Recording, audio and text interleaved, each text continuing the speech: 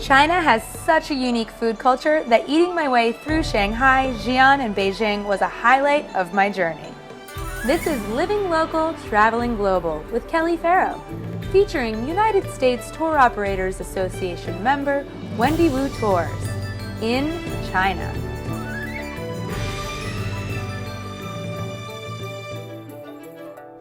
What amazed me in China was the variety of street food.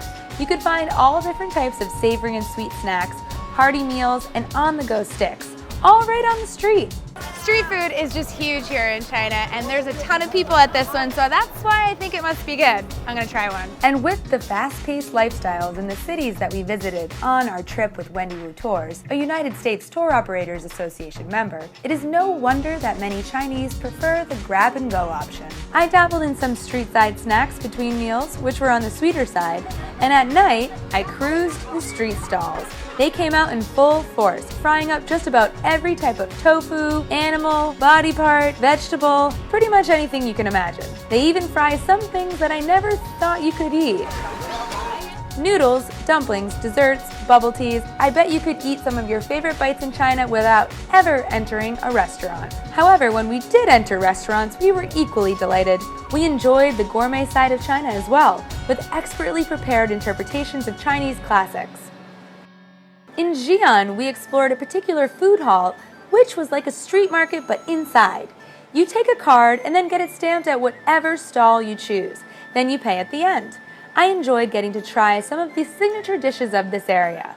Most of the domestic travelers who live in China, they prefer to come to Xi'an just for food. Our noodles, dumplings, very famous in China. We're here at this food market where there's all these different stalls, so we can pick and choose all different local specialties and have a bite of each one. And the way you do that is you have a bowl and you take with your chopsticks, put it in your bowl, and then you eat from there. That's typical Chinese fashion of how to eat, and I really like it because at the end you end up having this mix of all different sauces and goodness all in your own little bowl. It's like you make a little creation right in here.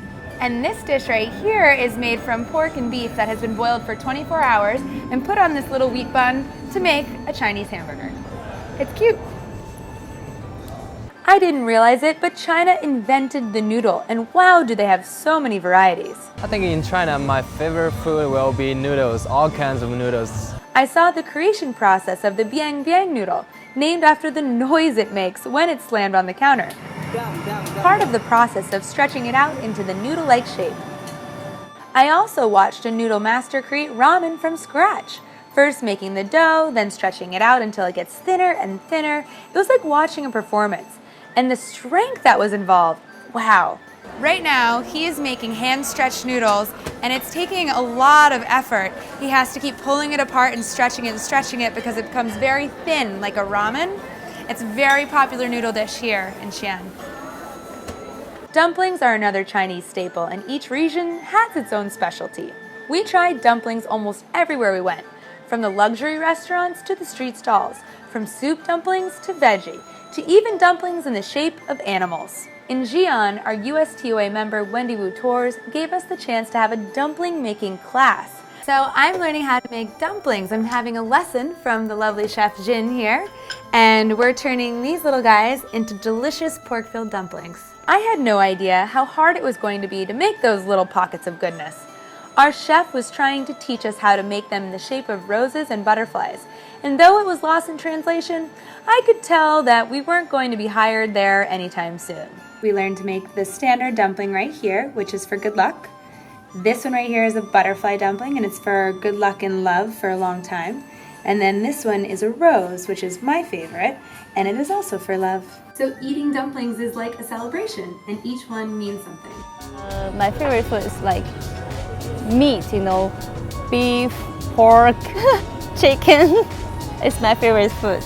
So now I'm so excited because we're gonna try Peking duck right here in Beijing, and this is my first time ever trying it. This has been famous for the past 500 years.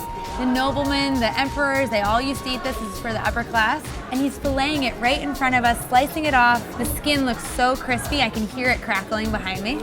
And the process of roasting these specially bred birds is intense, and it has been perfected. And just as important as how the Peking duck is made, it's also important how you prepare your own pancake. So first, you take some of the duck meat. I like the breast meat. You dip it in the plum sauce. You rub the sauce on your pancake. You could do a couple pieces. And then you take some of this leg meat. It's a little crispier, a little fattier, a little more delicious. Throw that on. And then you take some of the cucumber, then the spring onions. It's basically like a Chinese taco. And that's your delicious bite right there.